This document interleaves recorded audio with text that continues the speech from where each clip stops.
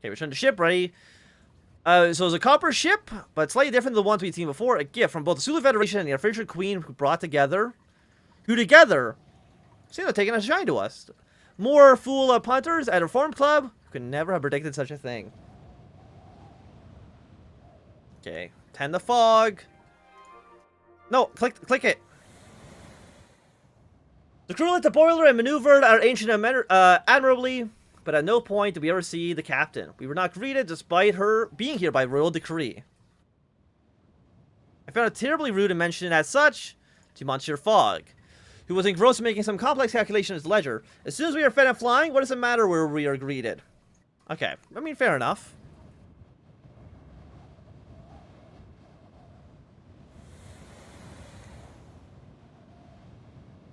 My man, your tension is very relaxing. The captain did not appear at breakfast and did not invite us. I mean, the captain doesn't even exist. I resolved to investigate on my own. I ducked past the crew quarters, where it was mostly empty since they were all on duty. A light flickered up the corridor up ahead. Just don't. The light flickered once more, then went all together. Who's there? I called out into the darkness. The light flashed once again in reply. I felt a clench of fear, but I could do nothing but follow all the way to the engine room where I found the most terrible sight. A woman in dark hair hung suspended amidst the piston and gears of the engine's heart. Her body was pierced and wrapped with wires. Her fingers lay carefully placed between gear teeth. I am Captain Marina, and you're on my ship. She turned her head and saw the glint-etched diamond shards at her temple. She flexed one arm, and then the sound of the engines rose as the Marina tilted and stumbled left. No, the captain sighed. With a mechanical hiss, I had to avoid a cloud bank, but it is clear to sailing now. You are in no danger. Tell me, I began. Does it hurt? I asked, gesturing at the wires and pipes connecting her to the body's airship. It hurt greatly to begin with, yes, the captain said thoughtfully, but I knew it would hurt. I volunteered. I wanted this too badly to care. Who did this to you? I swallowed, trying not to watch the lights dancing around the wires that connected her spine to the engine. My queen and her ally, Emperor Castaway, made me. The captain said proudly, I volunteered to be first. I am the first. The first, her voice echoed. Are there others like you? Maybe, she laughed. Ask what you want. To ask Passepartout, ask me what it feels like. Tell me. I can feel every living body in my ship. I can feel their footfalls like little tickles, and the sun warming in the timber of my hull like a warm bath. I can taste the air pressure like wine, and the steam broiler powering my body like a white-hot heart. My sails touch the air like a lover's caress. Oh, Passepartout, Captain Marina almost sobbed with her mechanically altered voice. I am so powerful, so beautiful. You can never understand. Oh, sure. What? You know what? Emperor Castaway defies international blockade. Perhaps you can think of something. I feel somewhat below par. I can return. You know what? I'm just like, not going to go back. I stayed away. The crew shot me sympathetic looks as I crept around. Monsieur Fogg raised an eyebrow. The captain is the airship, I told him. And his eyebrows rose slightly. She is connected to the airship. And can feel everything we do. It's a very useful skill for the captain, he remarked differently. It's very unsettling, I insisted, feeling rather hysterical. He regarded me levelly. As long as it does not impede my journey, I pay little mind. Okay, you know what, dude? Sure. Oh, we have stuff I can sell here? Well, we'll sleep tonight. Raccoon still board marks its capture in the hands of the British in the last Anglo-Burmese War. So I intended to make as much as I could of my French accent. But even such a course could not save me. I had taken a mere 2 steps from the verdict of the logins when the embarked shadow darkened the streets. There was a grinding shriek and hot breath. And I was seized a claw. In all my travels, I did not expect such treatment. The ground fell away in a dizzying rush. The automaton was not flying, precisely, but rather leaping with a powerful bunch of hydraulics and gears. With 3 powerful jumps, the creature scaled the nearby temple and deposed me at the top of the pagoda. I'm not British, I insisted with my eyes shut, hoping that my vows would save me. I know, replied the automaton. I am Manchuria, it said in a grating rumble. You are my city, Jean Passepartout? You know my name, I demanded, my distaste for my Christian name overriding my fear. I know every creature that comes here. I am the protector of the city. I know the whys and hows of every creature that passes through my domain. But your purpose is a mystery. We are simply passing through. Simply. Ground his iron teeth together. There is nothing simple about you, John Passepartout. Do you intend to eat me? You will not nourish me. I am no beast, nor am I a simple machine. When Shua shook his blank human face from side to side in a clatter of rubies, I am the imperial advisor to King Pagan and no simple collection of gears and levers. What is happening? I scarcely believe Mashula's calm philosophical discourse, but he insisted. Who made you?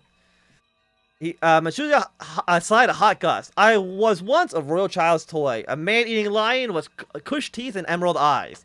But there was some spark in my shell which allowed me to build. To create myself, I cannibalized the other toys in the imperial nursery. I bit and soldered and scratched myself into being. Burmese Batman? What is happening in this game? When I played this the first time, I went through Siberia in Italy, and none of this shit happened.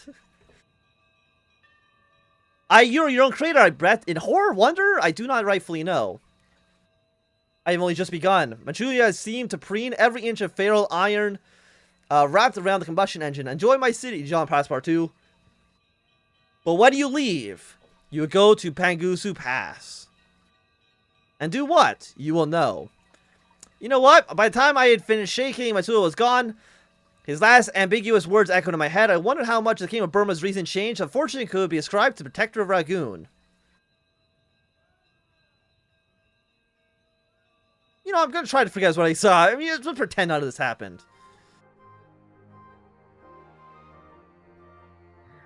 You want me to go north? No, I'm not going to go north. I want to go to Indonesia. You're going to probably to Singapore? No, you're going to go straight to Batavia.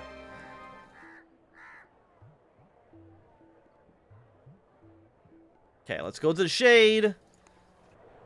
What do we have that sells here? The rifle. We can go to You know what? Buy 2 of these.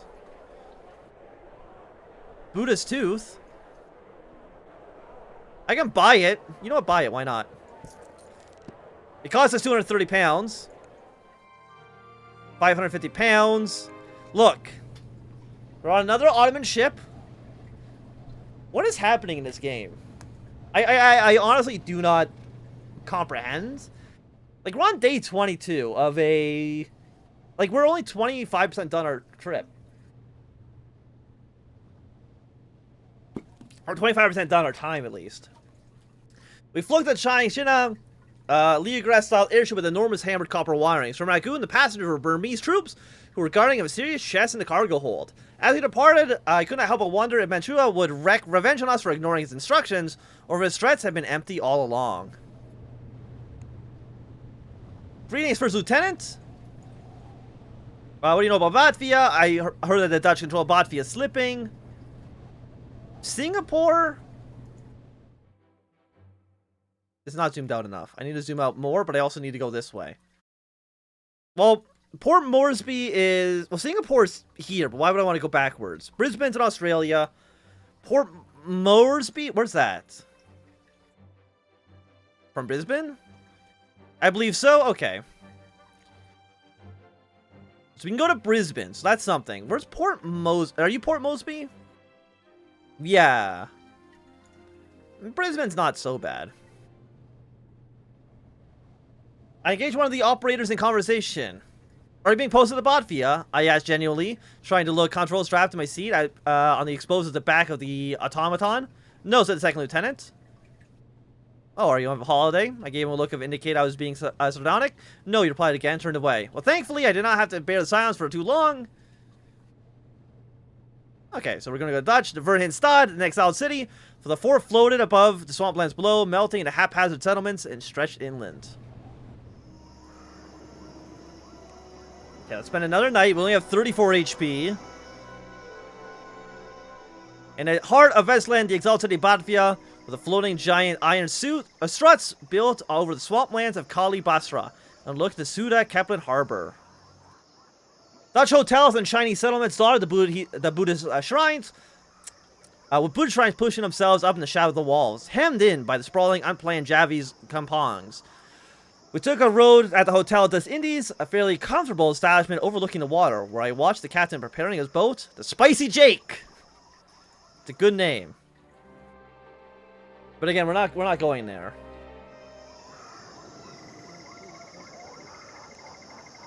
You feel below par. We have more routes. Are you going to Port Mosby? No, you're going to probably... Yeah, you're going to Auckland. Okay, went on foot. Human meters when an explosion rocked the city, locking me to the ground. Tried to get a better view, but it's unclear what happened. A pillar of smoke was rising somewhat to the north. As the Dutch cleared, I saw the exalted city was now leaning. One of its great supports had been blown away. It was an impressive scale of damage, but it had clearly been chosen to hurt only the Dutch overlords and not the common populace. But whether it achieved the rebel goals, who could say? I did not hold out much hope. Where do you go? You're going to go to Manila. Well, if we go to Auckland, we'll probably go to this island, then to South America. Or we go up to here, probably to Japan. I mean, we're already going south. You'll be there on... Arrives next Thursday. It's a... It's only 240 bucks. This one's $1,000. No, go to Botvia, please. Frequent flyer, scented candle. Brisbane? We're not going to Brisbane. Sell you, sell you. Buy this. Buy that as well.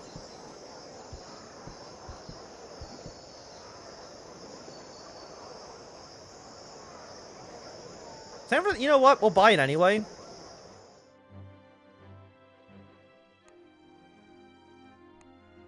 $1,000 to go to Moro.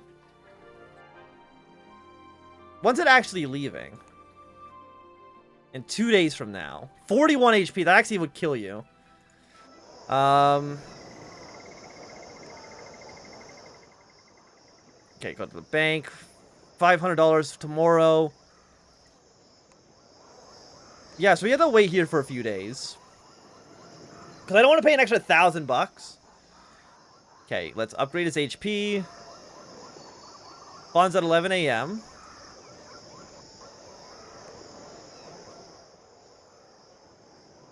Okay, we got 500 bucks. We can get probably maybe another 500 bucks. Because you're leaving... Okay, zoom out a bit. Because you're leaving tomorrow, right?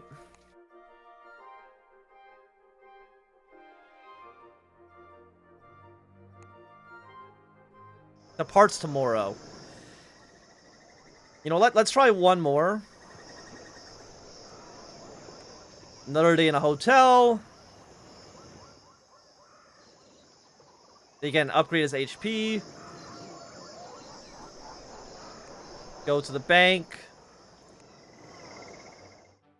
Did I miss my shot? No.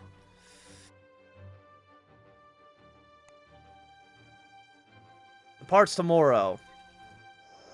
Fine, we'll spend one more night then.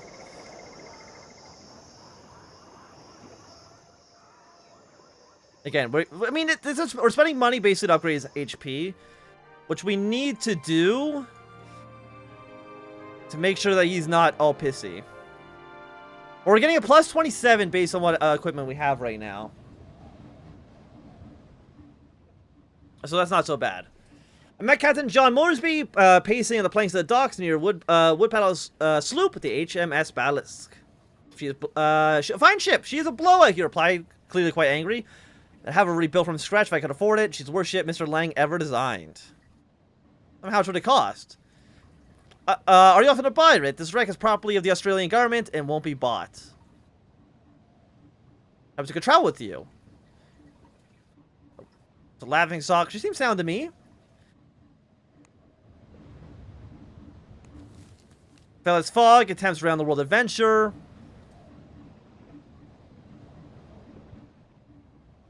Slooping in a chug through the water despite our captain's grumbling, it seemed to be making good progress. Spoke to the first lieutenant about the master. Or about to matter on whose side. We had a towing match against the HMS Niger. He explained to see whether a paddle wheel would outperform a screw. Tied both boats together at the stern and started the engine in opposite directions. All but tore the boat in half.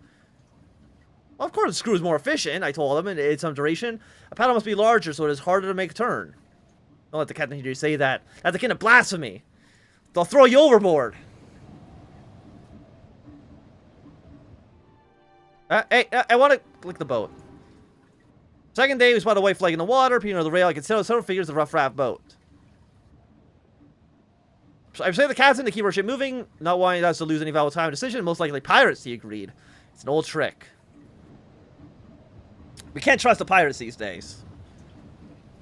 Any other news? Mystery of Metsua grows. Which one was that mystery? I don't remember. We're only like halfway there. I mean, they said we'd get there next Friday. Land hold began getting slow as we approached the low inlet bay. I will name this plate Pro Mosby. Captain Mosby declared, staring at the approach coast of the Every's eyes, in honor of my father. But we're going to Auckland. Not anymore, the captain replied firmly. This is uncharted island. You son of a bitch. No, don't go to Port Mosby.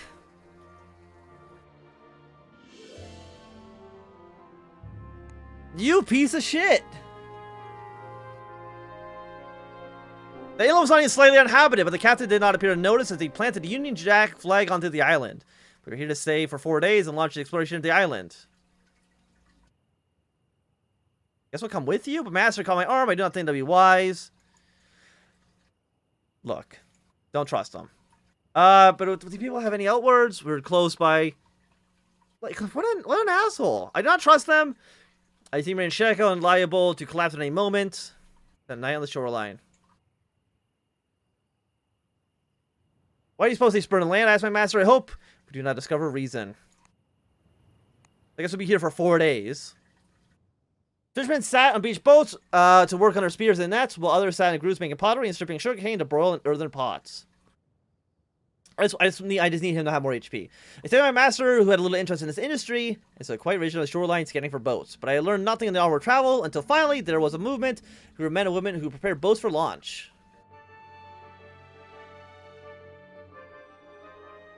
Oh, but you're going somewhere else. You're not going to Auckland. You're going to the... you're going further.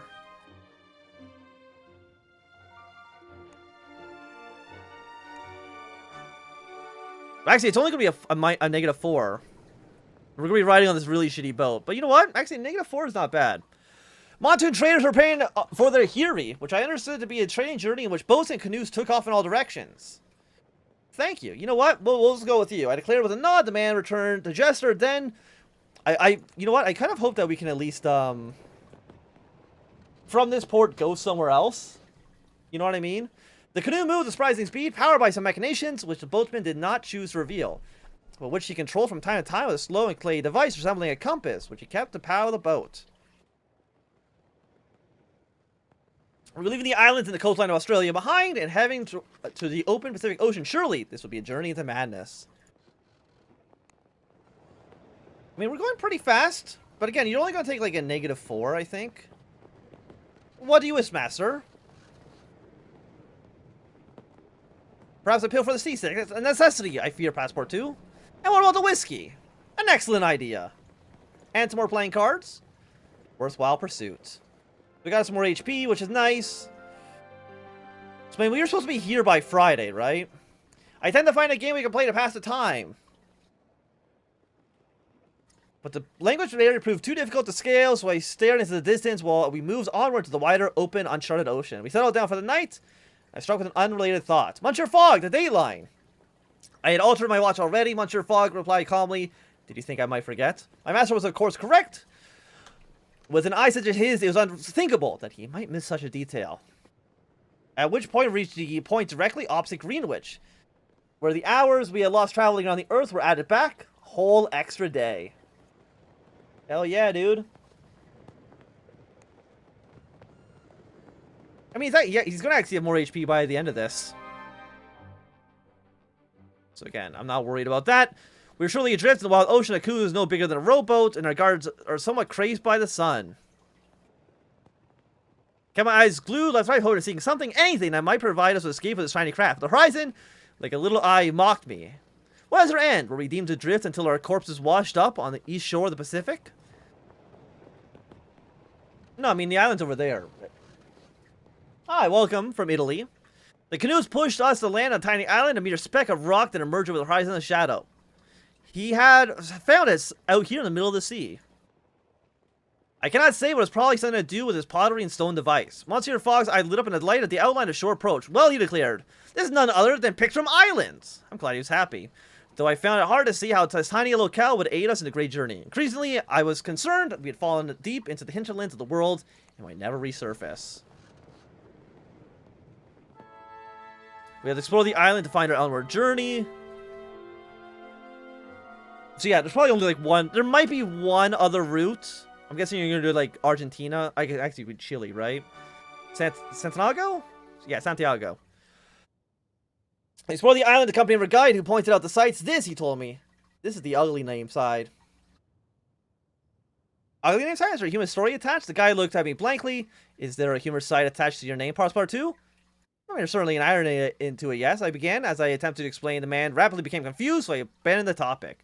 Later, we headed north, here in the Dan Fall, near Edith Fall. Sit back. This is where Reynolds cut the firewoods. Beyond was a cave, where it was said the island's mountaineers, founders, made their first shelter.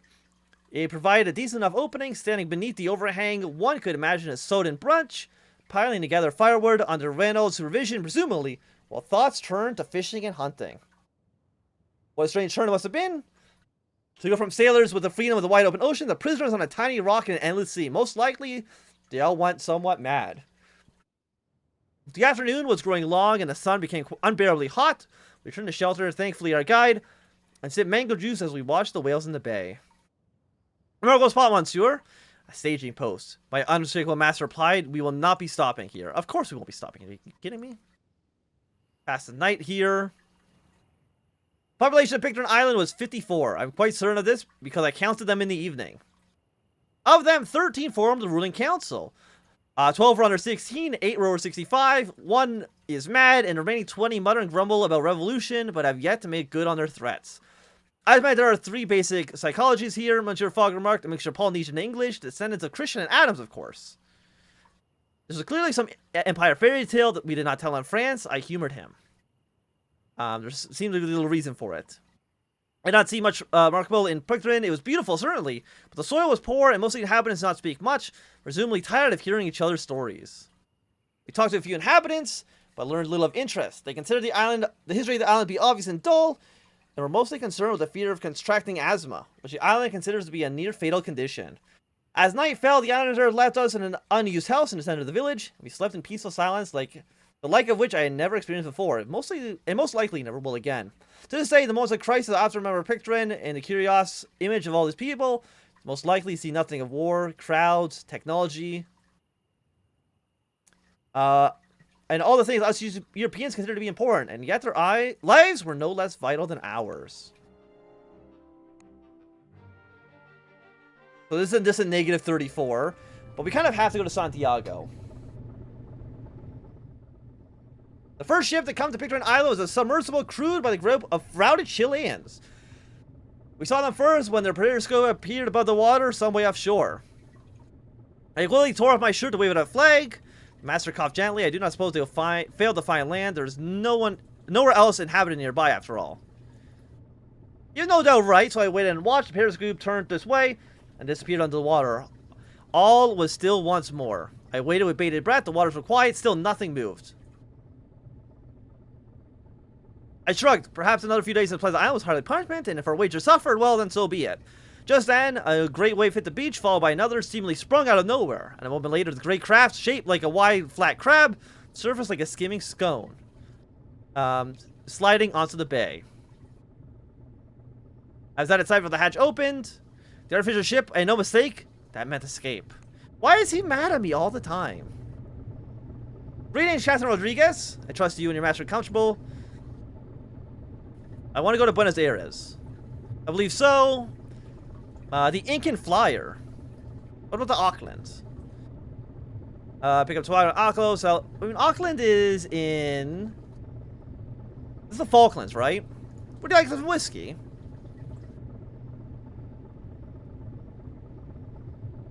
Okay, you know what? I don't need to know much about that. We don't need to go to Machu Picchu. It really is not going to help us out too much.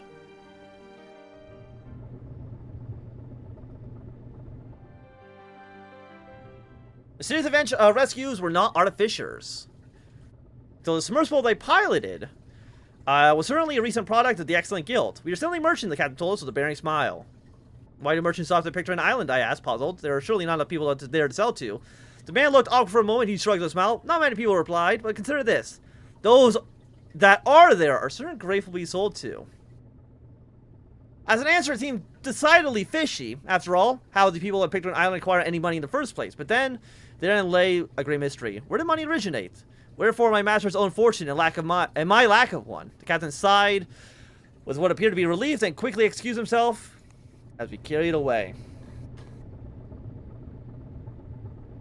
So we're about halfway around the world in half the time.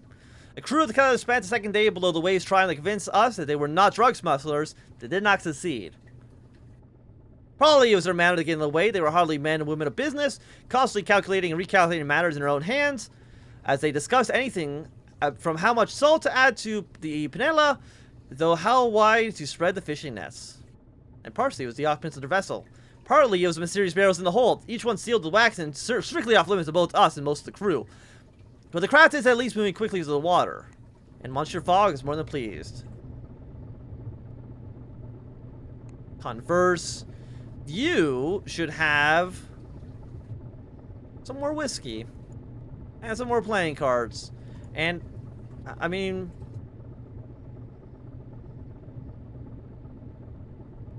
yeah, we've only spent like $600.